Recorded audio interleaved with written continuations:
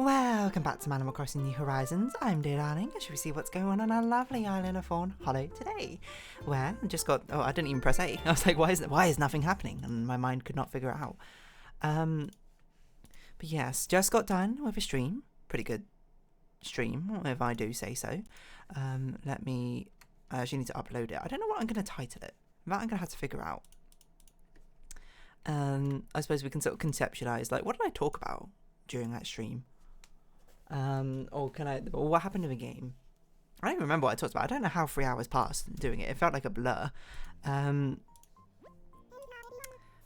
hello there, everyone. Right now in Fawnhallow, it's 5:23 PM on Sunday, December 22nd, 2024.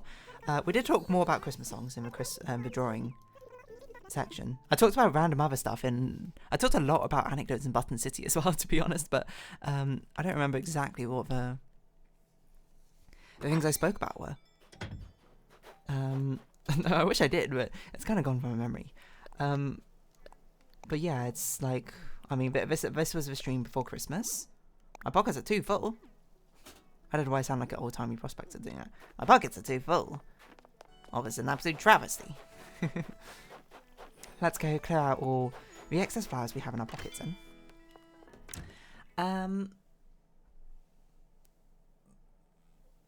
Stretch, sorry.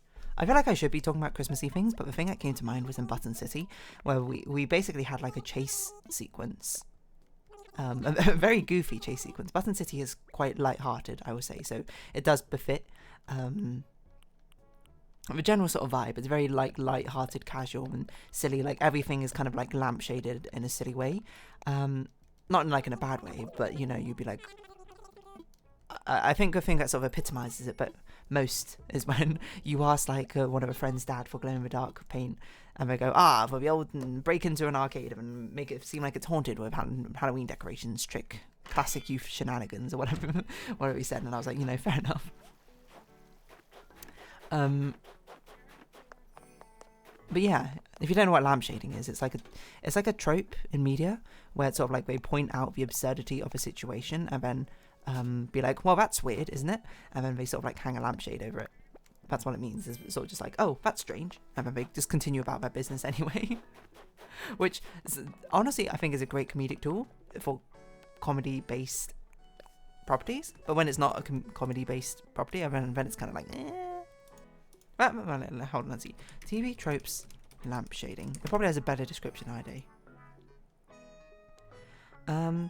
Lampshading is a writer's trick of dealing with any element of a story that seems too dubious to take at face value, so when basically a suspension of disbelief is challenged. Implausible plot development or particular blatant use of a trope, by calling attention to it and simply moving on. So yeah, it's just sort of like, but the writer basically just sort of turning to the audience, breaking the fourth wall in a sense, being like, I know this is a bit strange, that's weird, but please let us continue anyway. And I feel like there's a lot of lampshading in Button City from just like strange stuff happening. And it just being like, oh yeah, that's just like, you know, normal or how it goes. It's not like as explicit because I guess it's not like the character directly calling it out, but you know, it's got that sort of vibe. And what do I think about lampshading as a trope? I think lampshading is going to, as I say, I think it's a fun trope if it's like a comedy-based sort of thing. But if it's meant to be a much more serious media property with something which is meant to have like some sort of cohesive developments or understanding behind it, I feel like you know, it makes more sense for it to be not lampshaded with anything, because lampshading is a sort of just like a whoa, ain't that quirky sort of deal, isn't it? And by calling attention to it, I suppose, in a much more serious thing and just being like, that's strange, doesn't it kind of undermines it a little bit, doesn't it?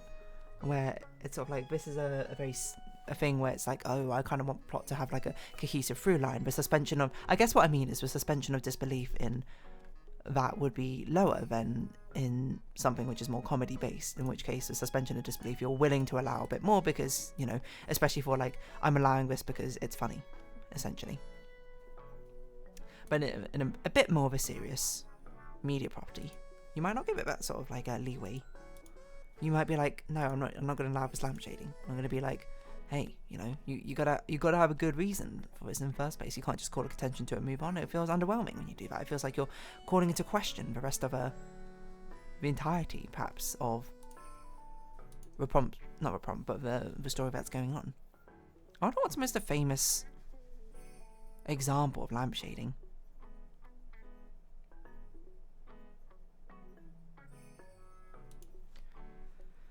Most famous lampshading examples on Reddit, or what's your favourite example of lampshading in pop culture? Alex McCown, William Hughes, my so-called life in Archer. Archer pulls his joke all the time, everything from improbability of its cast continued survival to adamant refusal to establish what year it is actually set in. Doom 3, Roseanne, Futurama. You see, like Futurama, Archer, I bet Simpsons probably does it as well. All very comedic linings. Gremlins 2, The New Batch, Avengers Age of Ultron. These are all things which have much more light-hearted things. I wonder, is there a good example of lampshading in a non-comedy subgenre sort of media?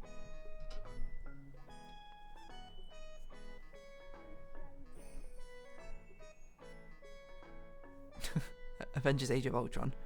Look, the city is flying and we're facing off an army of robots. I have a bow and arrow. None of this makes sense. Fair enough. Fast 5. Rick and Morty.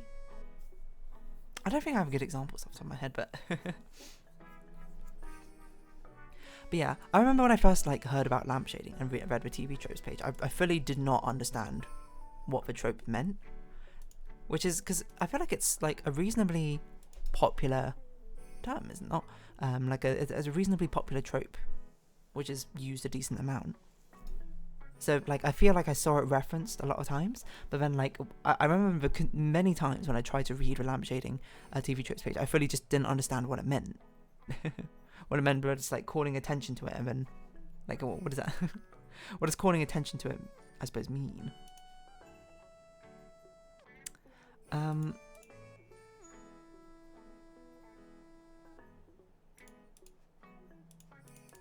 Not what calling attention to mean, but more how does it work, you know? how does it make sense to be able to call upon it, I suppose, within the realms of a media property itself?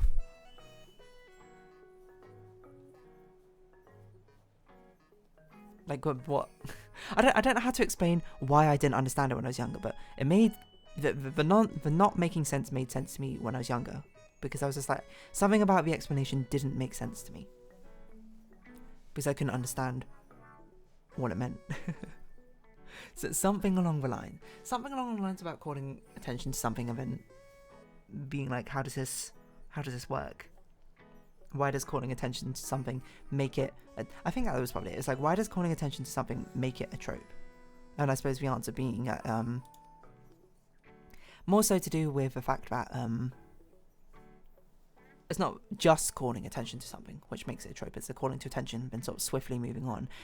Probably why it only really works in comedy-based media properties, right? It's not exactly something which... necessarily has much more of a serious tone behind it. Now, I guess the bigger question, which is probably more of a question for more experienced writers, is lampshading a lazy trope?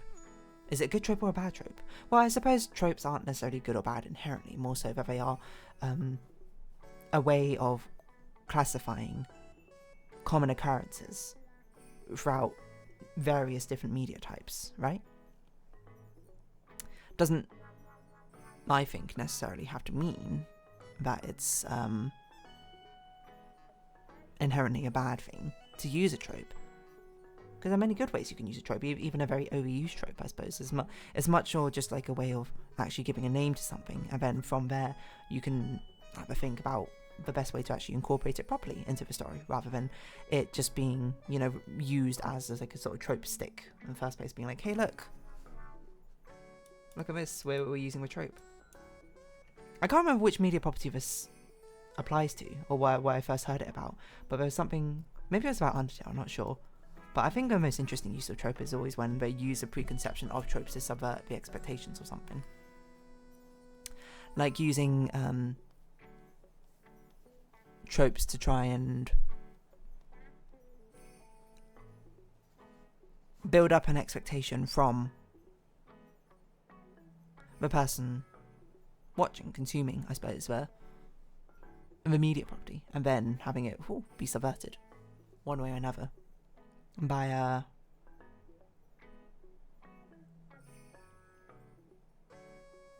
using the fact that the viewer, consumer, will be expecting this trope to then subvert it again, you know? Does that make sense?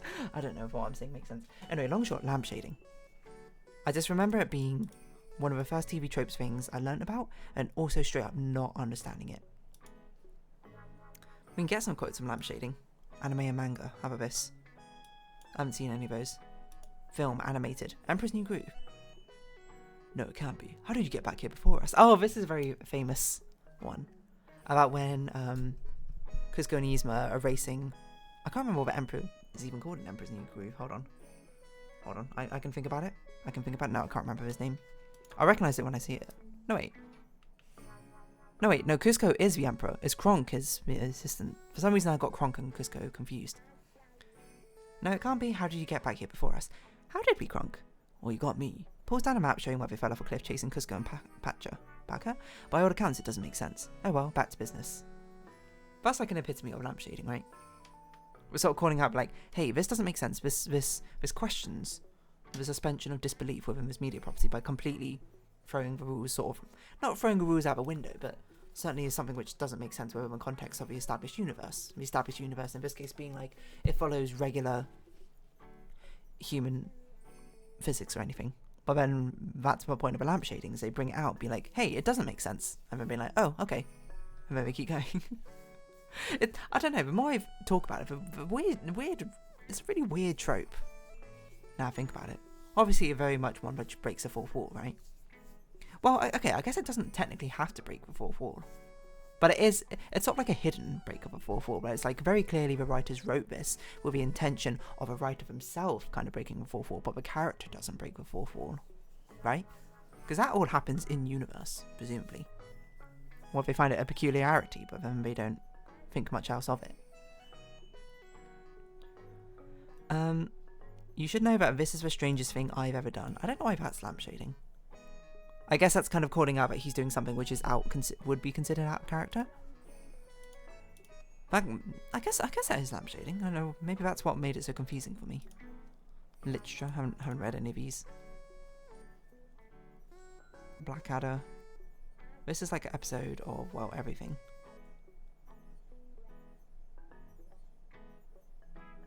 Hold on, let's look at video games.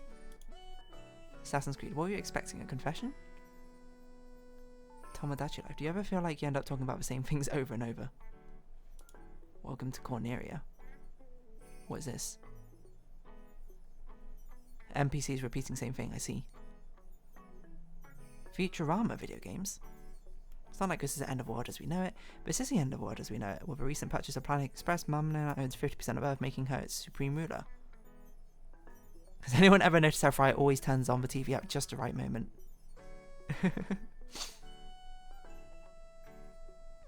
This probably shouldn't be in video games, I would say. This is a TV series now. And I'm just having a good time reading these. The Blob 2, I completely forgot about this game. I suppose you've been wondering, hey, seeing as Pinky can fly, why didn't she just fly me across that missing bridge? I have my reasons, subject closed. Fair enough.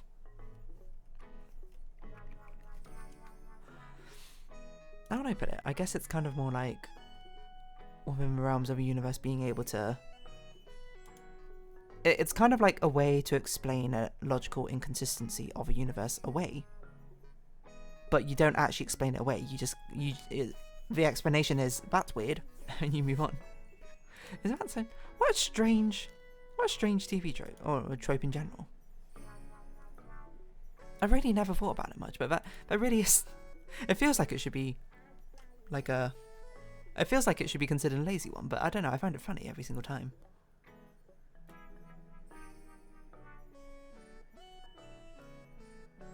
always does a thing where it goes, oh look, a sewer level, how original, roll eyes, then proceeds to unironically have a sewer level that goes on way too long.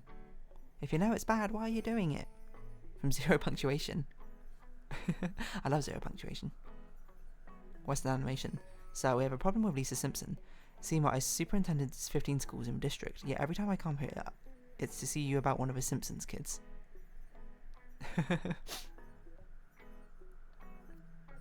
Oh yeah, I guess that's lampshading about the Simpsons being the main characters, right? Kim Possible is Stitch in Time. Why is everyone in the future so ripped? Fighting an evil dictator will do that to you. Is that lampshading? Hold on, let's see. Kim Possible Stitch in Time. Why is there a whole TV tropes page for this one? This is the one where they go into the future, isn't it? They change the course of history. I can't remember how. There's also, like, you can play a video game for it online. I remember that.